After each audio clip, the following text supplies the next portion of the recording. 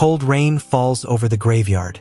Ryan Carter stands motionless in front of the headstone of his best friend, Daniel, on the first anniversary of his tragic death. Guilt consumes his heart as he whispers, "It should have been me." As the mourners slowly disperse, Daniel's widow, Emily, approaches Ryan with a sad, knowing smile and whispers, "I know what you are thinking."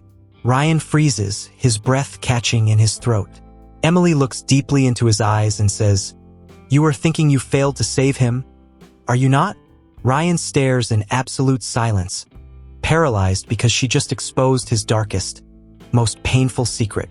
The gray, overcast sky over Seattle felt like a reflection of the heavy storm inside Ryan Carter's soul. At 40 years old, Ryan carried the physical and emotional scars of a life defined by fire, sacrifice, and unspoken regret. He was a retired veteran volunteer firefighter, a man whose hands had pulled countless strangers from the jaws of blazing infernos. Yet he could not shake the suffocating coldness that had settled deep in his own chest. Years ago, a cruel twist of fate had taken his beloved wife, leaving him to raise their 9-year-old son, Noah, all on his own. Noah was a bright, intuitive boy with a gentle heart, who often looked at his father with eyes that understood far too much for a child of his age. Ryan tried his absolute best to keep his head high, working exhausting hours in a local warehouse to ensure Noah had everything he needed. But his smile had long since lost its genuine warmth. The world knew Ryan as a brave, quiet survivor, but inside, he felt like a hollow shell, haunted by the memory of the one person who had always stood by his side. That person was Daniel Brooks. Daniel had been Ryan's anchor, his brother in arms, and his best friend for over 20 years. They had met as reckless teenagers in high school, survived the brutal crucible of military service together, and shared every major milestone of adulthood. Daniel was a brilliant, successful architect, a man who designed structures that stood tall and strong, much like his own character. He was happily married to Emily, a gentle elementary school teacher, and together they had a beautiful 8-year-old daughter named Mia. The two families had been completely inseparable, bound by a love and trust that went far beyond mere friendship. Ryan remembered a warm summer evening on Daniel's back porch, drinking cold beers while watching Noah and Mia play tag in the yard. Daniel had turned to him, his expression suddenly serious, and said, "Ryan, if anything ever happens to me, promise me you will look after Emily and Mia. You are the only man I trust to keep them safe." At the time, Ryan had laughed it off, calling Daniel a dramatic fool and raising his bottle in a toast. He never could have imagined that those words would become a tragic, haunting prophecy. The nightmare unfolded exactly 1 year ago. A massive, unpredictable wildfire had erupted in the dense forests surrounding the city, threatening nearby residential communities. Ryan and Daniel, both volunteering with the local emergency rescue crews, found themselves deep in the heart of the smoke-choked wilderness. As the winds suddenly shifted, a raging wall of fire cut off their primary escape route, turning the serene forest into a chaotic, suffocating furnace. Embers rained down like falling stars, and the deafening roar of burning timber drowned out their frantic shouts. They were retreating quickly through the thick underbrush when the terrifying sound of splintering would echo above them. A massive, burning pine tree began to fall directly toward Ryan. In a split second, before Ryan could even register the danger, Daniel lunged forward with explosive force, shoving Ryan out of the path of the falling giant. Ryan tumbled down a rocky slope, coughing violently as the heavy trunk slammed into the earth with a deafening crash, pinning Daniel beneath its fiery weight. Through the thick, black smoke, Ryan had crawled back up, screaming his friend's name until his throat bled. He had fought with every ounce of his strength to lift the burning log, his hands blistering as the intense heat scorched his skin, but it was completely useless. Daniel had looked up at him, his face pale and smudged with soot, but his eyes were remarkably calm. With his final, shallow breath, Daniel whispered, "Go, Ryan. Take care of them." The rescue teams had dragged Ryan away just before the fire consumed the area. Ever since that horrifying day, Ryan had been trapped in a prison of his own mind, consumed by a mountain of survivor's guilt. He was convinced that his survival had come at the ultimate price, that he had stolen a loving husband from Emily and a devoted father from little Mia. In the months that followed, Ryan gradually withdrew from the world, erecting high walls around his heart. He quit the volunteer rescue service, unable to face the red trucks and the smell of smoke. He stopped laughing, stopped visiting friends, and avoided the Brooks family entirely, unable to look at Emily and Mia without feeling a knife twist in his chest. Noah noticed the profound shift in his father. One quiet evening, as they sat in their modest living room, Noah had looked up from his schoolbook and whispered, "Daddy, you miss Uncle Daniel, don't you? It's okay to cry." Ryan had simply pulled his son into a tight, silent embrace, unable to find the words to explain the crushing weight of his guilt. He was a father who was physically present, but emotionally miles away, lost in the ash of a forest fire that had never truly stopped burning inside him. Emily Brooks was a woman of quiet strength, a gentle elementary school teacher whose warmth had always been a source of comfort to everyone around her.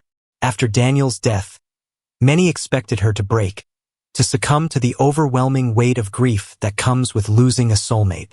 Yet, she had carried her pain with a grace that left Ryan utterly baffled. Instead of retreating into her own sorrow or expressing anger toward the man who had returned from the fire when her husband had not, Emily did something Ryan never anticipated. She reached out. She sent small, gentle text messages checking in on him. She asked if he was eating well, if Noah's school year was going smoothly, and if they needed any help around their house. To Ryan, every act of kindness from Emily felt like a burning ember pressed against his skin. He truly believed she had every right to hate him, to curse his name, and to blame him for the empty chair at her kitchen table. Her compassion felt completely unearned, and the guilt made him avoid her even more, convinced that his presence would only serve as a painful reminder of her tragic loss. But today, on the first anniversary of Daniel's passing, their paths could no longer diverge. The cemetery was cold, the damp Seattle wind rustling the skeletal branches of the surrounding oak trees. After the other mourners had slowly walked away, leaving Ryan alone in front of the polished gray headstone, Emily had stepped forward. She looked at him with those gentle, knowing eyes, a soft, melancholy smile gracing her lips. And then, she spoke the words that shattered his defenses. "I know what you are thinking, Ryan." Ryan had frozen, his heart hammering in his chest as the rain dripped from the brim of his cap. He couldn't look her in the eye. "Emily, he began, his voice barely a whisper, but she gently cut him off. "You are thinking that it should have been you," she said, her voice steady but filled with a deep, aching tenderness. "You are thinking that you failed him, that you let him die in that forest. You have been carrying that lie around like a chain for an entire year, Ryan. I can see it in your eyes. I can see it in how much weight you have lost, and how you cannot even bear to look at me or Mia." Ryan's chest tightened so hard he could barely breathe. The secret he had kept locked away in the darkest corner of his mind, the toxic belief that had poisoned his life, had been laid bare in the open air. "Because it is the truth, Emily?" Ryan choked out, the tears finally spilling over his eyelids, mixing with the cold rain on his cheeks. "I was right there. He pushed me out of the way. If he hadn't, he would be here right now holding you, watching Mia grow up. I took his life from him. I took his family's future." Emily reached into her coat pocket and pulled out a small, sealed envelope, its paper slightly crinkled at the edges. She held it out to him, her hand perfectly steady. "Daniel knew you would do this," she said softly. "He knew you better than anyone else in the world, Ryan. He wrote this for you just in case. He made me promise to give it to you today on this exact date if he didn't make it back." With trembling, calloused fingers, Ryan took the envelope. He tore it open, his vision blurred by tears as he recognized Daniel's neat, familiar handwriting. The letter began with a warmth that felt like a voice speaking from beyond the grave. "Ryan, if you are reading this letter, it means my time has run out, and I am no longer by your side. If I know you at all, and I suspect I know you better than you know yourself, you are currently drowning in a sea of guilt. You are probably blaming yourself for my absence, torturing yourself with endless questions of what you could have done differently. I am writing this to tell you to stop. Immediately. You do not owe me a single thing, Ryan. Our friendship was never a transaction of debts. It was a brotherhood. I made my own choices and I would make them 1,000 times over. Do not let my absence become a cage that keeps you from living. Noah needs his father, and you deserve to find peace. Live your life, my brother, and let me rest. As Ryan finished reading, a primal, heavy sob tore from his throat. For the very first time in a long, agonizing year, the floodgates broke, and he wept openly in the cold rain, his shoulders shaking as the crushing weight of his unexpressed grief finally began to fracture. Emily stepped closer, wrapping her arms around his trembling frame, offering him a safe harbor in the midst of his storm. You see, she whispered, her own tears falling softly against his shoulder. Daniel would be absolutely heartbroken to see you like this. He didn't save your life so you could waste it in regret. He saved you so you could live. Yet, even as the words washed over him, Ryan knew that accepting forgiveness was a journey, and the deepest secrets of that tragic day were still waiting to be revealed. After the emotional confrontation at the cemetery, Emily insisted that Ryan come back to her house. The drive was quiet, the only sound being the rhythmic sweep of the windshield wipers clearing the rain. Ryan sat in the passenger seat, his eyes red and exhausted, clutching Daniel's letter as if it were a fragile lifeline. When they arrived at the cozy, familiar suburban home, the warmth of the living room offered a stark contrast to the freezing downpour outside. Little Mia was at a friend's house, leaving the home quiet and peaceful. Emily walked over to a high shelf in the hallway closet and brought down a beautifully crafted wooden box, polished to a soft sheen. Daniel left this for you, Emily said, placing the box gently on the coffee table in front of Ryan. He told me to give it to you only after you had read the letter. He said the box contained the final pieces of the puzzle. With a racing heart, Ryan opened the brass latch of the box. Inside lay a treasure trove of memories. Faded Polaroids of their youth, their old military dog tags resting side by side, a leather-bound journal filled with Daniel's architectural sketches, and a small USB flash drive. Emily handed Ryan a laptop, her expression filled with a quiet, profound solemnity. Ryan inserted the drive, and a video file appeared on the screen. He clicked play and suddenly there was Daniel. The video had been recorded in Daniel's private study, just a month before the fateful wildfire. He looked healthy, wearing his favorite flannel shirt, a soft, familiar smile gracing his face as he looked directly into the camera lens. Hey, buddy? Daniel's voice echoed through the quiet room, sounding so real, so vibrantly alive that Ryan felt a physical ache in his chest. If you are watching this, it means the worst has happened, and I'm no longer there to grab a beer with you. I know you, Ryan. I know how your mind works. You are a protector, a soldier, a firefighter. When things go wrong, you always assume it's your fault. You are probably sitting there right now, tearing yourself apart, wondering why you survived and I didn't.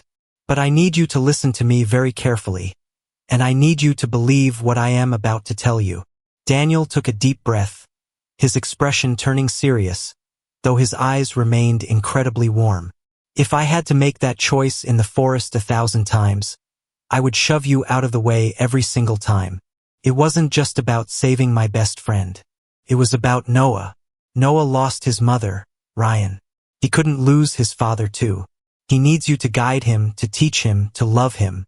My family, I knew they would be okay because they would have you, and I knew you would never let them fall. But there is something else you need to know. A truth I kept from you to protect you. Daniel paused, looking down for a moment before looking back at the camera, a look of profound vulnerability on his face.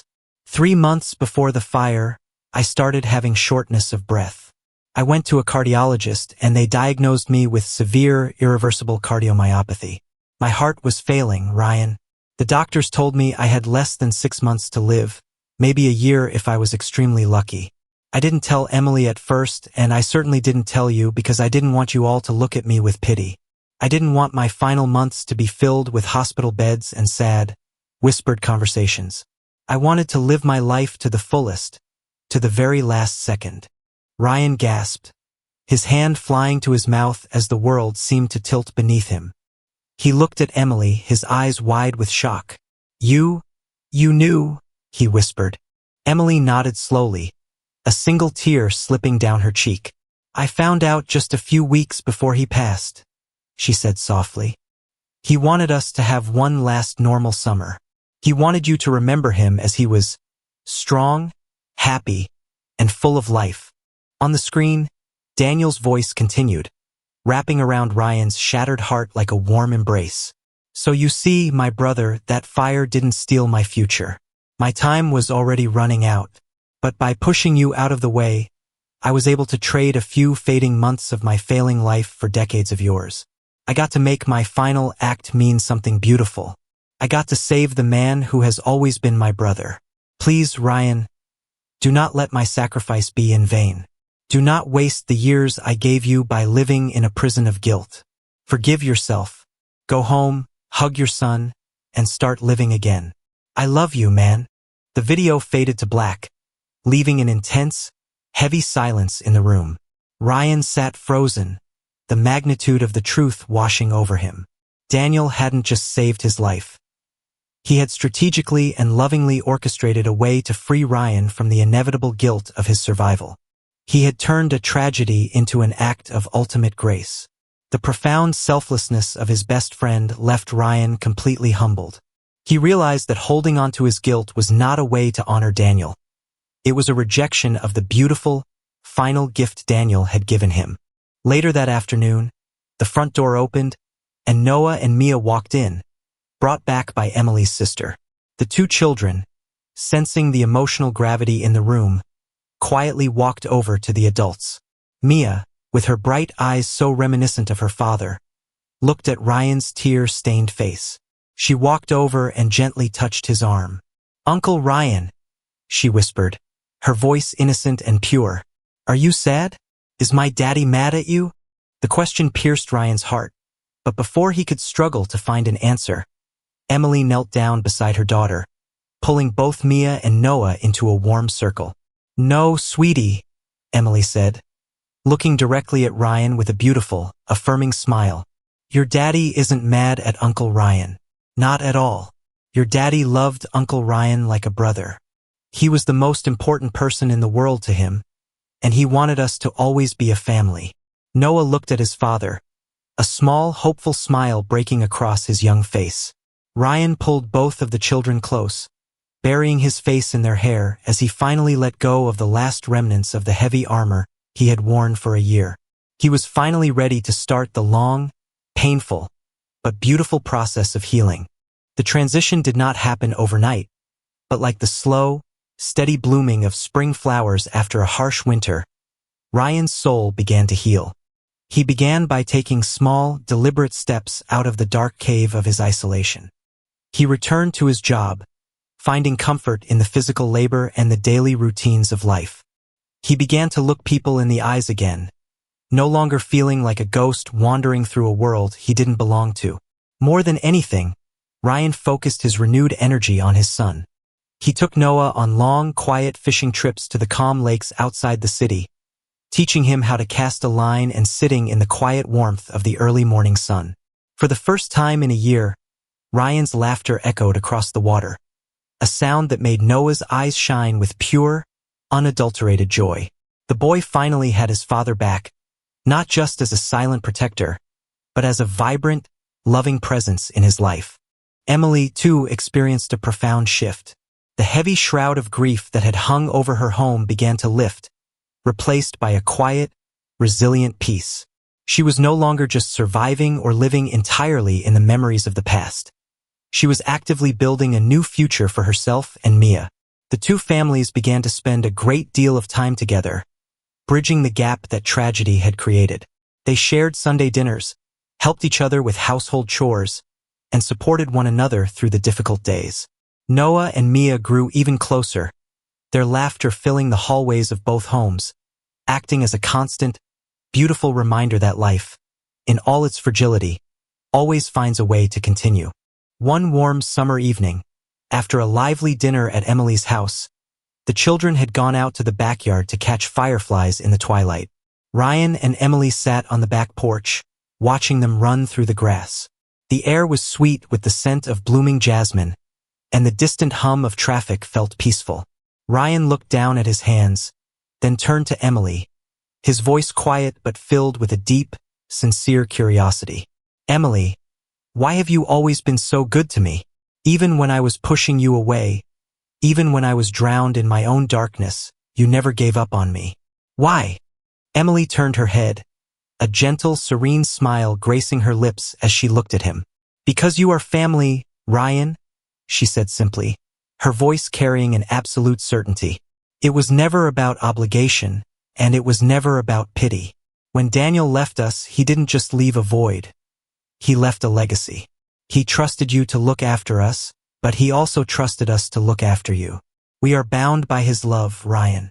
Supporting you through your darkest days was our way of keeping Daniel's spirit alive. We are not just friends who survived a tragedy. We are a family brought together by a beautiful soul who loved us more than his own life." Her words washed over Ryan, soothing the final, stubborn aches of his old guilt. There was no romantic undertone to their bond, no complicated expectations. It was a pure, deep, and sacred familial love, born from a shared history and a promise made to a brother. In that quiet moment, as the stars began to twinkle in the darkening sky, Ryan felt a profound sense of release. He looked up at the heavens, and for the very first time, he didn't feel the crushing weight of what he had lost. Instead, he felt an overwhelming wave of gratitude for what he had been given. He had finally, truly, forgiven himself. Another year flew by, bringing with it the gentle, healing passage of time. The seasons turned, and once again, the second anniversary of Daniel's passing arrived. But this time, the atmosphere was entirely different. The cold, suffocating rain of the previous years had been replaced by a bright, golden autumn afternoon. The sky over Seattle was a brilliant, clear blue, and a warm breeze rustled the falling leaves, painting the graveyard in vibrant shades of red, orange, and gold. Ryan and Noah walked up the grassy hill of the cemetery, carrying a beautiful bouquet of fresh wildflowers. Ryan's steps were light, his posture relaxed, and his face bore the calm, serene expression of a man who had finally found his peace. As they approached the familiar gray headstone, they found Emily and Mia already standing there, their faces bright and welcoming. The two families greeted each other with warm hugs, a natural closeness that required no explanation. They placed the flowers gently at the base of the monument, standing side by side in a quiet, respectful silence. But there was no heavy weeping, no crushing despair. Instead, there was a comforting, shared sense of remembrance and love. Noah reached out and took Mia's hand, looking up at the polished stone. "Uncle Daniel is still here with us," Noah said softly, his voice filled with a child's pure, uncomplicated faith. He raised his free hand and tapped his own chest, right over his heart. "He lives right in here." Mia smiled brightly, nodding her head in agreement. "Yes," she whispered, looking up at the sky. "In our hearts, forever. He is watching us, and I know he is happy because we are happy." Ryan looked up at the vast, open sky, feeling the warmth of the autumn sun on his face. For the first time on this difficult anniversary, his chest did not ache with the familiar, heavy knot of survivor's guilt. The phantom smell of smoke and the terrifying roar of the falling pine tree had finally faded into the background of his memory, replaced by the warm, steady light of gratitude. He was no longer mourning the life that had been lost. He was celebrating the beautiful, precious gift of the life that had been saved. He knew that Daniel was indeed resting in peace, his final, heroic mission fully accomplished. The four of them turned and began to walk away from the gravesite, their hands intertwined, their laughter blending with the gentle rustle of the autumn leaves. As they made their way down the hill, the sun began to slowly dip below the horizon, casting a breathtaking, golden-pink glow across the landscape. It was a beautiful reminder that even after the darkest, most terrifying nights, a new dawn always awaits those who have the courage to keep moving forward. Sometimes, the most difficult challenge in life is not surviving a tragedy, but finding the strength to forgive yourself for surviving. It is learning to accept that you are worthy of the life you have been given, and that the best way to honor those we have lost is to live a life filled with purpose, joy, and love. Ryan Carter had finally stepped out of the ashes of his past, ready to embrace the beautiful, unwritten future that lay ahead of him, guided by the enduring love of a best friend who had given everything so that he could live.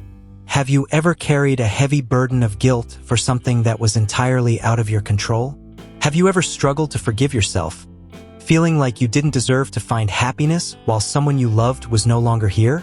If Daniel could speak to you today, or if the person you lost could tell you one last thing, do you think they would want you to live in endless sorrow?